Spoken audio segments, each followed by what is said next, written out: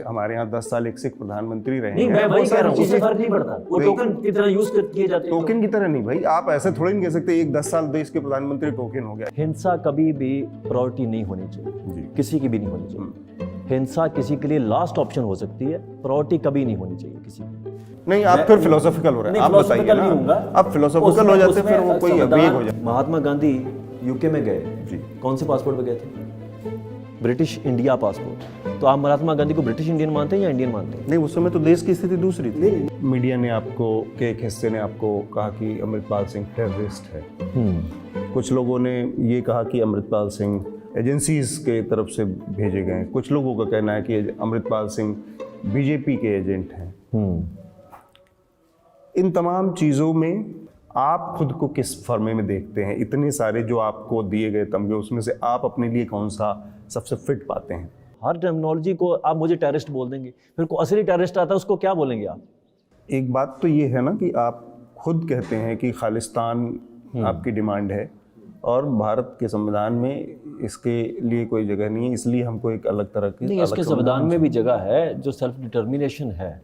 जैसे डेमोक्रेसी में कोई बंदा उठ के कह दे मैं हिंदू नहीं हूँ तो उसको रिस्पेक्ट किया जाएगा, वैसे ही डेमोक्रेसी में अगर कोई बंदा कहे कि हम इस नेशन से अलाइन नहीं करते और हम पीसफुल तरीके से अपनी बात करेंगे और पीसफुल तरीके से हम एडवोकेट करेंगे कि हमारा एक अलग से मुल्क हो और हम आज़ादी चाहते हैं पीसफुल तरीके से, उस चीज़ को रिस्पेक्ट करना डेमोक्रेसी की बहुत कोर वैल्यूज़ में आता है।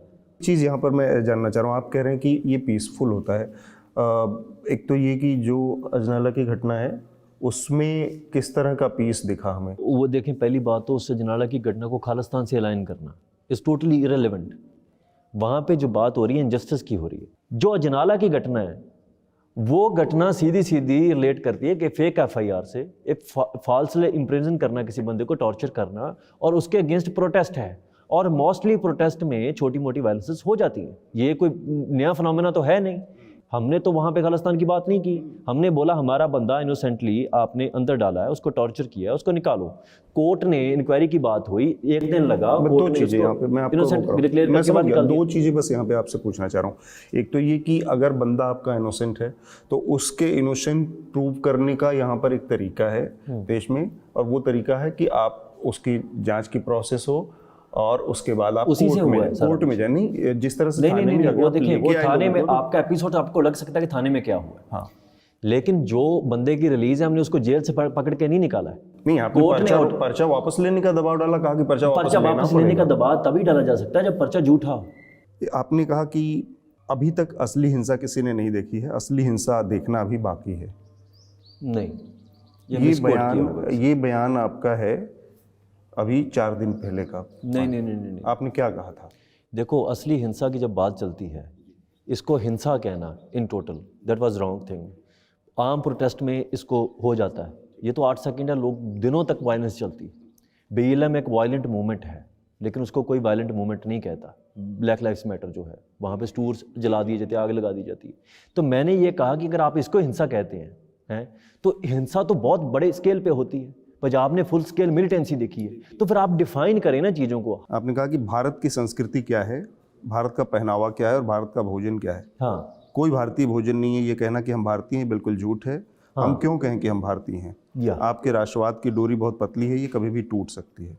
सो ये एक कॉन्टिनेंट को या एक स्पेसिफिक एरिया को आइडेंटिटी से जोड़ना। अब पाकिस्तान में जो लोग चलेंगे वैसे तो वो भी हिंदुस्तान का पार्ट था एक टाइम पे, और लार्जर एरिया को, यहाँ पे एम्पायर्स थे। ये कहाँ से की नेसेसिटी है कि यहाँ पे एक ही आइडेंटिटी क्रिएट करनी है। आप एक यूनिफाइड आइडेंटिटी क्रिएट करना चाहते हैं जिसके नीचे दूसरी आइडेंटिटी सप्रेस होती है। मैं अगर खुद को इंडियन कहूंगा तो मुझे पूछेगा आपकी इंडियन लैंग्वेज कौन सी है? यूनिफाइड आइडेंटिटी से आपका क्या नहीं, यूनिफाइड आइडेंटिटी होता है कि जब देखें आप, पर ऐसा तो कुछ नहीं हो पाएगा। देश तो संविधान के हिसाब से चल रहा है। देश संविधान के हिसाब से अगर चलता होता तो आप इतने बड़े प्रोटेस्ट क्यों देखते? संविधान के हिसाब से चलता होता तो ये फासिज्म की तरफ बढ़ती कैसे स्टेट? उसके ऊपर जब लिंग्विस्टिक बेसिस पे स्टेट्स बट गई हैं ऑलरेडी, फिर भी हिंदी की इंपोजिशन करनी है। नहीं, पर पंजाबी लिंग्विस्टिक आधार पे पंजाब मिल गया, पंजाब तो नहीं, पंजाब फिर हिंदी इंपोजिशन क्यों हो रही है? प्रॉब्लम यही है ना, इंपोजिशन नहीं हो रही भाई, कहाँ इंपोजिशन हो रही है? इंपोजिशन ही होती है, इसको इंपोजिशन ही बोलते नहीं, हैं। कहाँ, किसने कहा कि पंजाबी हटा रेलवे के? स्टेशन पे अगर ये चीज, अरे भाई, वो राजभाषा का एक कोड है जिसके तहत 3 भाषा का फार्मूला पूरे देश में नहीं, लागू है। उसमें तो पंजाबी कहाँ पे है? बिल्कुल पंजाबी है। नहीं, हर स्टेट में अमृतसर रेलवे तीन भाषा स्टेशन का फार्मूला क्या है? वही बोल रहा हूँ, आप रिसर्च कर लें पहले, फिर ये इस मैं रिसर्च करके आया, 3 भाषा का फार्मूला है। 3 भाषा का फार्मूला हो, हाँ, तमिल में लागू होता है, हमारा तमिल के लोग एक्सेप्ट करते हैं, बिल्कुल करते हैं। 3 भाषा का फार्मूला हर जगह लागू है। नहीं, वो तमिल के लोग हिंदी को देखिए, कुछ लोग वहां पर भी होंगे, नहीं कुछ लोग यहाँ पर भी, उससे नहीं वहां फर्क पड़ता। पे तो लेकिन मैं तमिलों के साथ रहा हूँ, मैं केरलाई लोगों के साथ रहा हूँ पूरा दुबई में 10 साल। मैंने कोई बंदा वहां पे, हम लोग खालिस्तान की बात इसलिए नहीं करते कि वहां पे हिंदू राष्ट्र की बात चल रही है, इसलिए नहीं करते हम लोग। खालिस्तान की बात करने का आइडिया 1920 में आया था, जब हिंदुस्तान पाकिस्तान और बात बंटने की हो रही थी, तब खालिस्तान का आइडिया बाय नेम खालिस्तान आया था। बहुत से लोगों को तो ये भी नहीं पता, उनको लगता है 80s का फिनोमेना है। खालिस्तान 1940s में भी आया है। भिंडरावालन का आपने जिक्र किया बीच में, उस पर बात नहीं, उनके बारे में आपकी क्या राय है और उनको वो आपके लिए कितना क्या मायने रखते हैं? देखिए, मैं आपको बताता हूँ, एक तो मीडिया का जो पोर्ट्रेयल है भिंडरावाले का, वो बड़ा नेगेटिव रहा है, और ये स्टेट की मजबूरी भी मैं कह सकता हूँ, क्योंकि स्टेट को उनको आइडल बनने नहीं देना था। लेकिन उसके बावजूद भिंडरावाले संत जो हैं, पंजाब में एक फिनोमेना, आप पंजाब में एंटर करते हैं, आपको उनकी तस्वीरें नजर आती हैं, ये कोई डिनाई नहीं कर सकता बंदा। पंजाब में इस गांव में जाके किसी भी रैंडम बंदे को उठा के पूछ लें, वो ऐसे हाथ जोड़ के गए, संत भिंडरावाले हमारे हीरो हैं। खालिस्तान की जहाँ तक बात है, उन्होंने कभी खालिस्तान उन्होंने खालिस्तान की मांग, उन्होंने वही जो आपने पहले थोड़ा देर बात की, आनंदपुर साहिब रेजोल्यूशन। देखिए, तब तक बात चल रही थी कि आप हमको इक्वल सिटीजन माने या ना माने, मान रहे हैं कि नहीं मान रहे हैं। उनकी बहुत सी डिमांड्स ये थी कि हम, पर कॉन्स्टिट्यूशन के बाद तो ये सवाल, कॉन्स्टिट्यूशन देखो इम्प्लीफाई, आप देखें, कॉन्स्टिट्यूशन में कास्टिज्म है नहीं है, तो इंडिया में है कास्टिज्म कि नहीं है?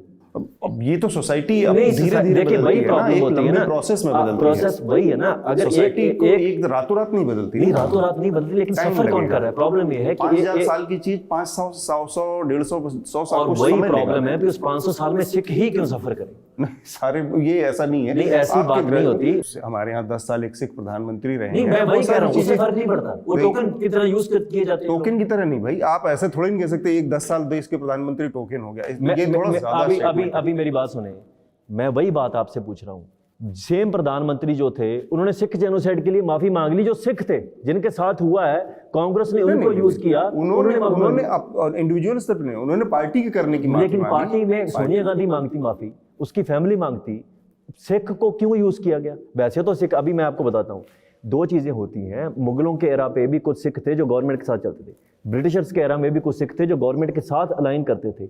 आप किसको सही मानेंगे, जो उसके खिलाफ थे या उसके साथ थे?